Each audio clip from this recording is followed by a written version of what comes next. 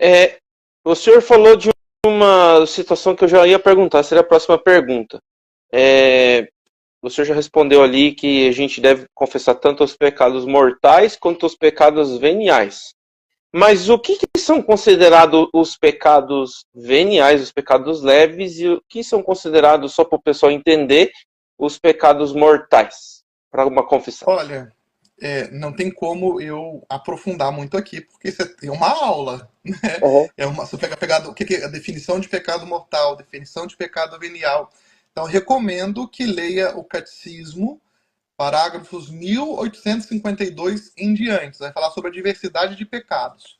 O exemplo que eu gosto de dar é o seguinte: se muito bobo, né? Uma parábola, né? Eu pedi uma pizza.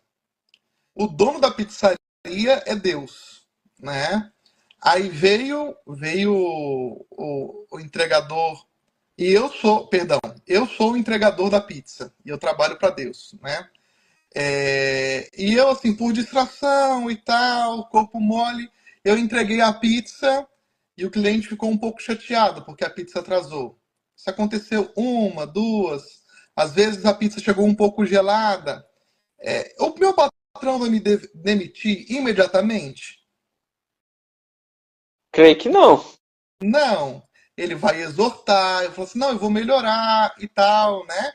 Agora, se eu chegar lá, além de chegar atrasado com a pizza, eu jogar ela no chão, bater na cara de quem pediu a pizza e o patrão ficar sabendo, o que ele vai fazer? Aí, com certeza, ele vai desligar. Justa causa. Então, assim, o pecado mortal nos tira da comunhão com Deus. Então, é um ato. Para ser pecado grave, né? Para que eu possa confessar, a matéria tem que ser grave, tem que ser uma matéria dos 10 mandamentos, né? Eu tenho que ter plena advertência, ou seja, eu tenho que saber também que aquilo é pecado, e eu tenho que ter plena liberdade, eu tenho que deliberar. Eu não fiz aquilo porque eu estava igual o pessoal que brinca na internet tomar aquele remédio Zolpidem, né? Eu acho que o nome é esse mesmo, né? Que a pessoa toma e às vezes compra as coisas no celular sem ver e tal. Essa pessoa não teve liberdade de ação, né? Então não teve ali pecado grave, né? Uma pessoa, por exemplo, que estava indo à missa, faltar a missa dominical, pecado mortal, né? A pessoa estava indo à missa de ônibus, o pneu do ônibus furou, ela tentou carona e tal, era o último horário da missa do dia, ela faltou à missa, né? Ela está em pecado?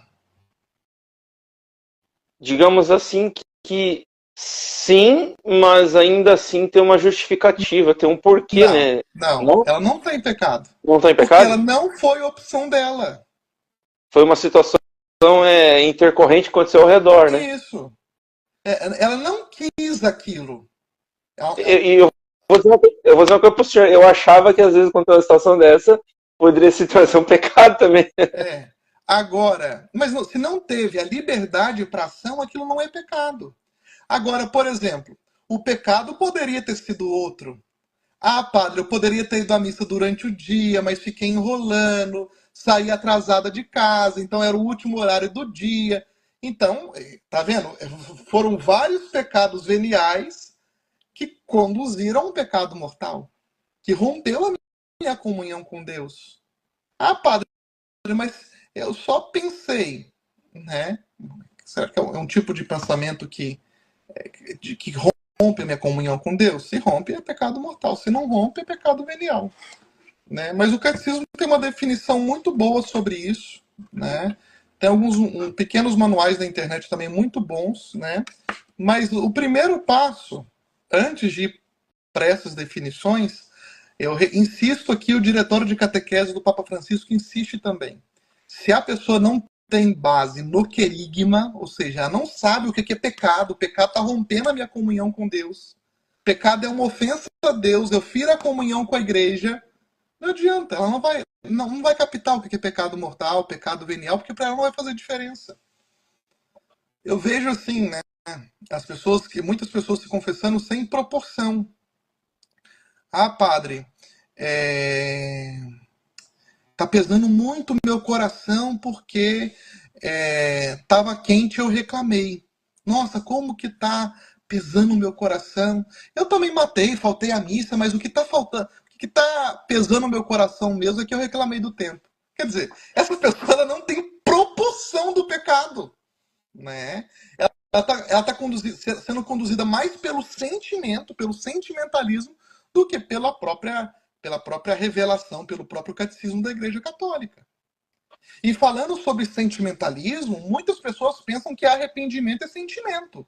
Não é.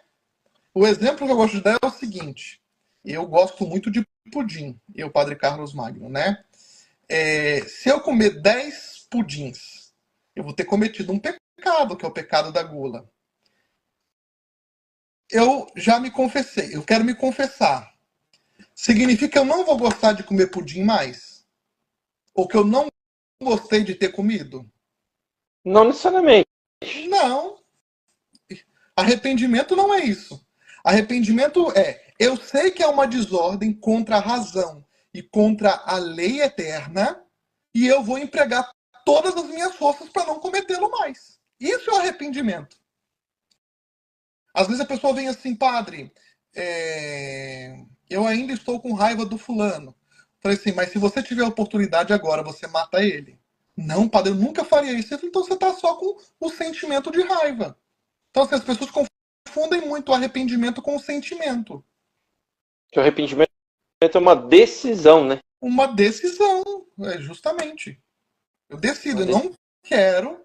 Se Deus me der a graça, se Deus me der a força, eu quero cooperar para isso, para não fazer isso novamente. Mesmo que eu tenha gostado, mesmo que pudim seja bom.